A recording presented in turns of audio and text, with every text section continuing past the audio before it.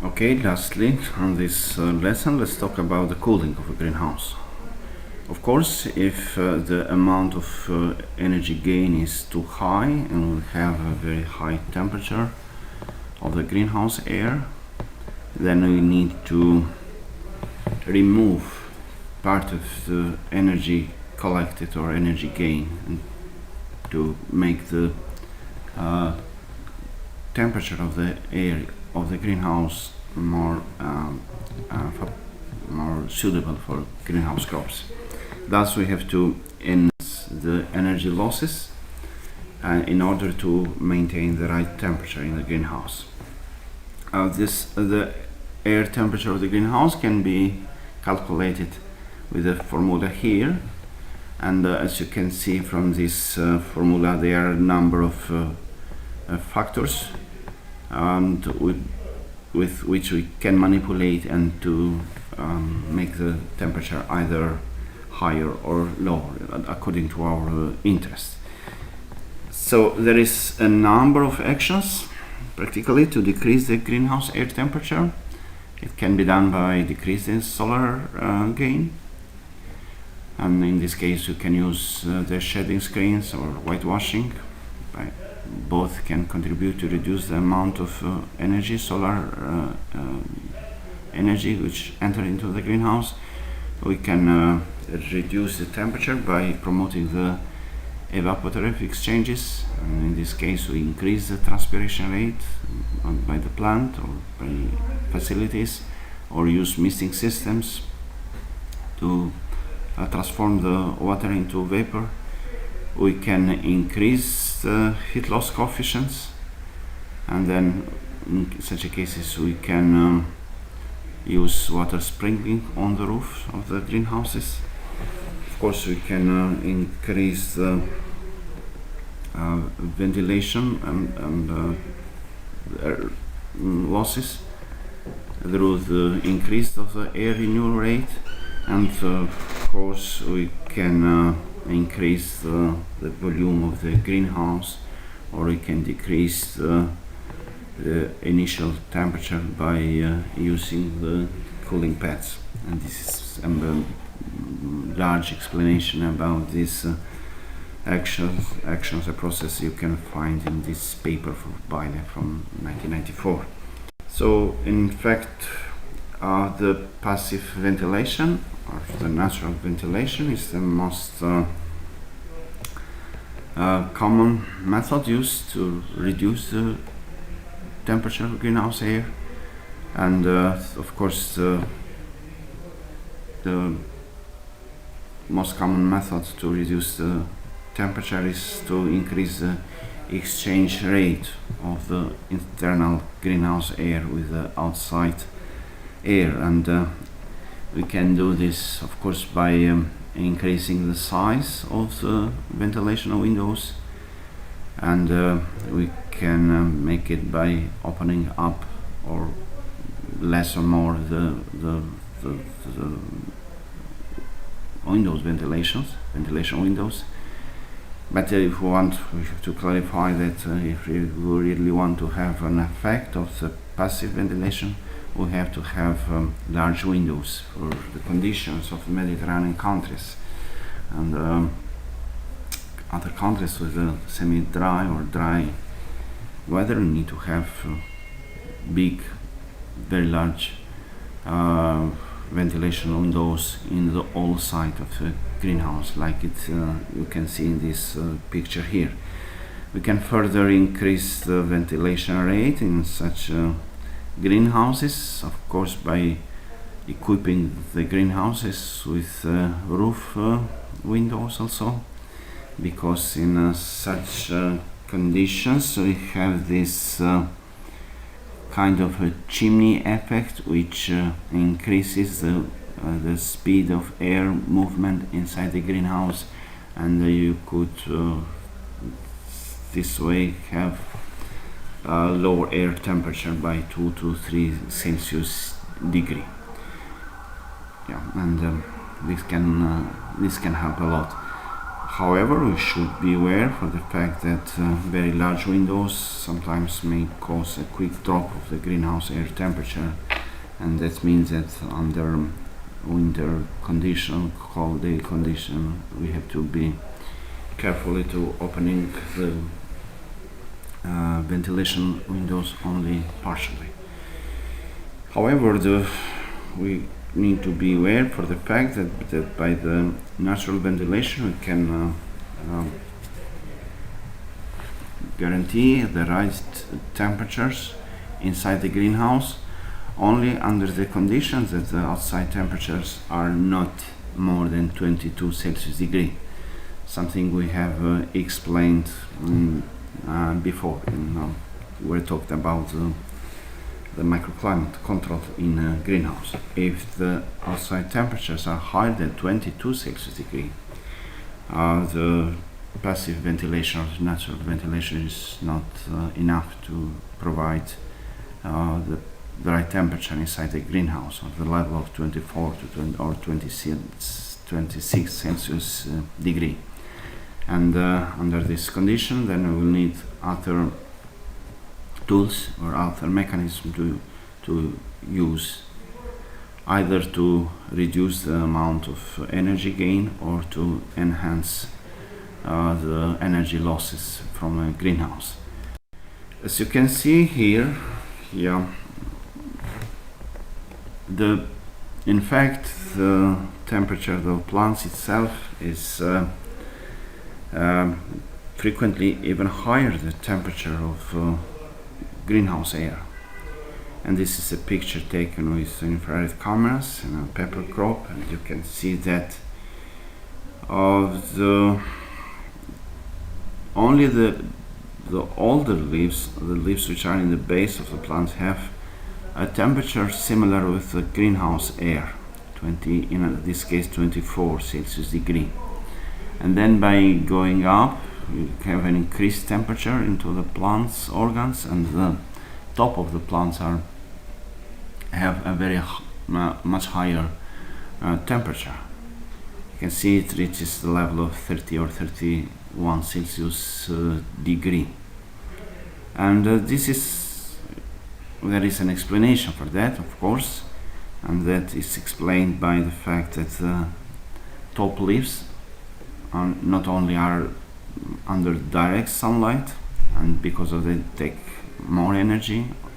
but in addition they have a less developed stomata system, so they can transpire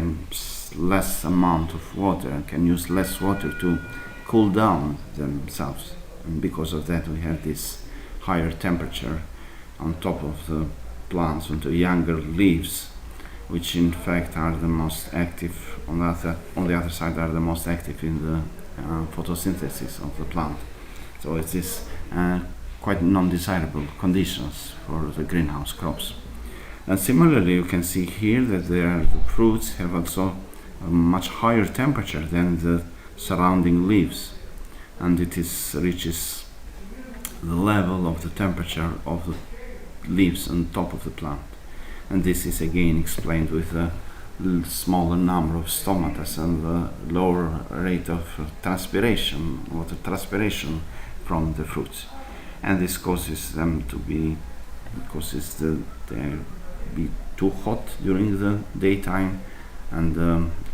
in addition they become too cold during the nighttime, and this can lead to fruit cracking and significant yield losses due to fruit cracking. So we need to reduce the very high temperature on top of the plants, and this can be done by using shades. And as you can see from the table down this slide, by shading a greenhouse we can reduce the air temperature from 36 to 32 Celsius degree, and even more we reduce the temperature of plant leaves from 40 to nearly 32 Celsius degree, and this is puts the plants under better conditions in terms of the temperature. And this can be done by using different methods. Can be used can be done through whitewashing, but not really advisable, because when you need to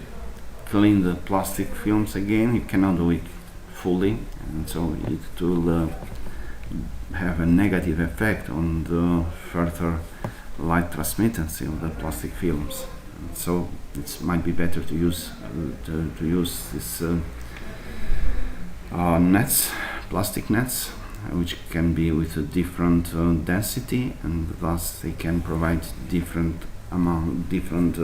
level of shading on the plant. But something very important is that you have to keep the plants under shade only on those hours of the days at which the solar intensity is light intensity is very high, and you need to remove them on the early morning hours or the afternoon hours in order to get the maximum amount of the light intensity, because as you can see from the table on the bottom of the slide again, parallel to the decreased leaf temperature or air temperature, we have also a very significant reduction of the light intensity in a shaded greenhouse, and this, if to be for too long, will have a very negative effect on the on the photosynthetic rate of the plant. Therefore, it should be better to have movable screens like this one here, which can be open up or closed down according to the light intensity and the temperature inside a greenhouse. And normally you find this kind of movable screens in a modern greenhouse, and they have a double purpose to, of course, shade the plant and reduce the energy gain during the day, the hottest hours of the day, and then they can also be used to reduce the energy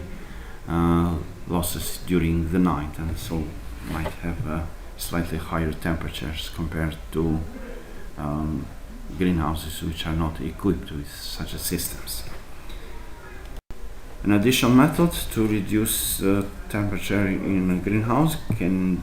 be the use of mist systems, and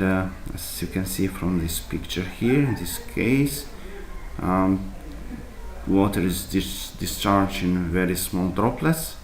which quickly become evaporated, turned into water vapor, and thus they taking significant amount of energies from the internal greenhouse environment, and turned or transformed into a latent heat, as we have already explained, and then this contributes to reduce the temperature of the greenhouse air. Of course, this also is a good mechanism to increase the presence of the water vapors in the air, and so to reduce the vapor pressure deficit. And as such, it's a very useful tool, especially for regions or areas with a dry climate. Normally there is no risk of causing any problems with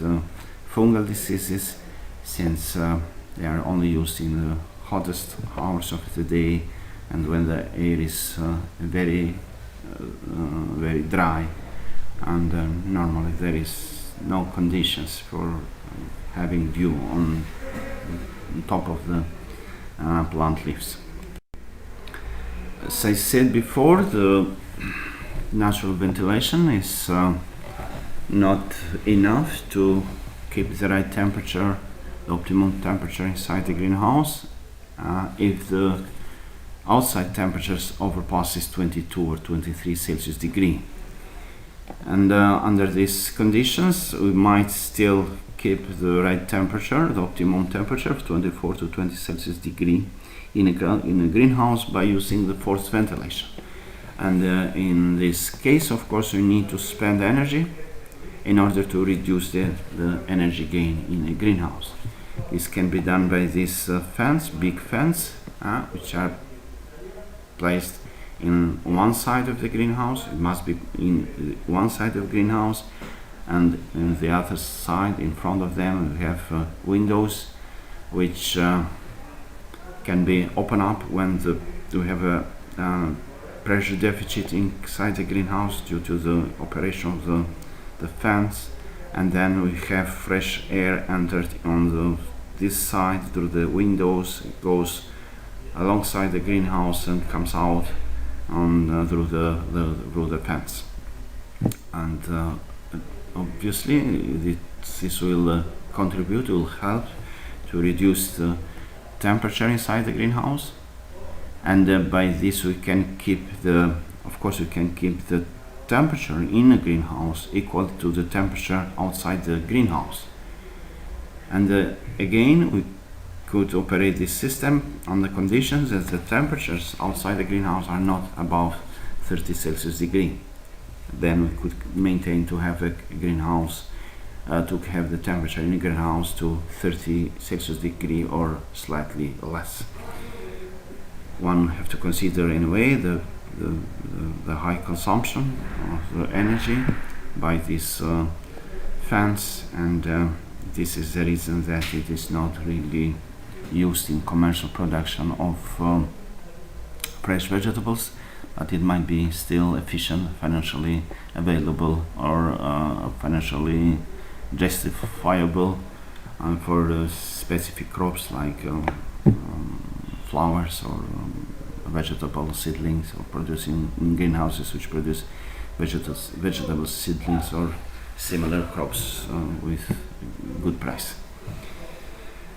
And again,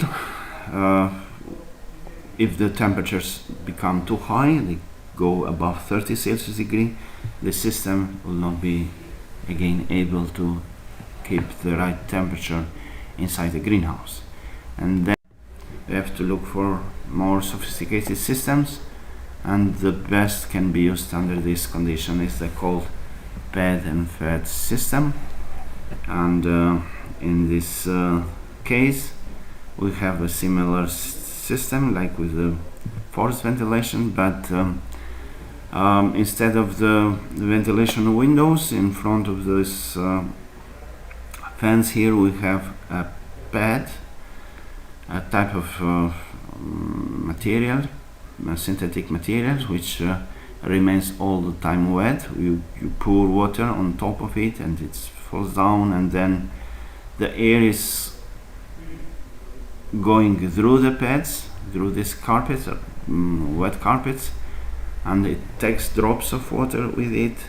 and these drops of water, while they entering the greenhouse environment, are evaporated into and turned into vapor, and thus they taking the energy of the internal greenhouse environment, and thus making reducing the temperature, lowering the greenhouse air temperature. Then the saturated air is moved outside the greenhouse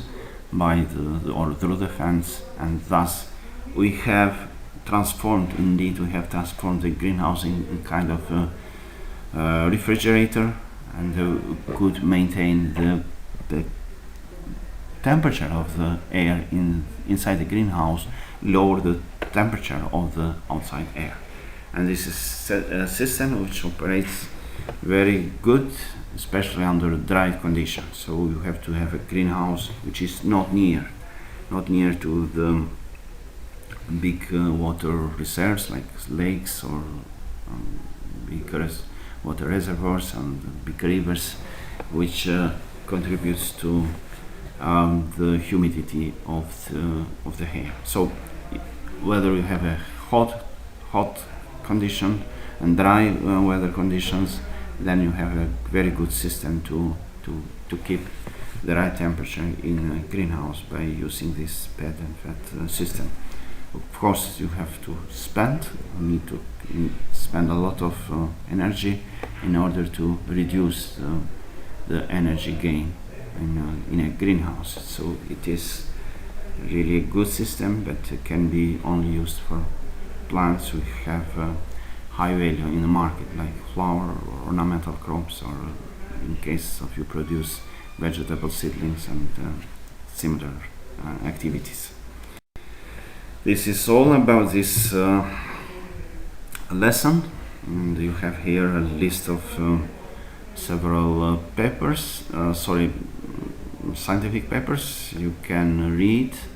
to extend or to support the knowledges or information which has been provided through this lesson. I thank you very much again for attending this lesson, and I invite you to follow attending the other lessons on the protected cultivation systems. Thank you.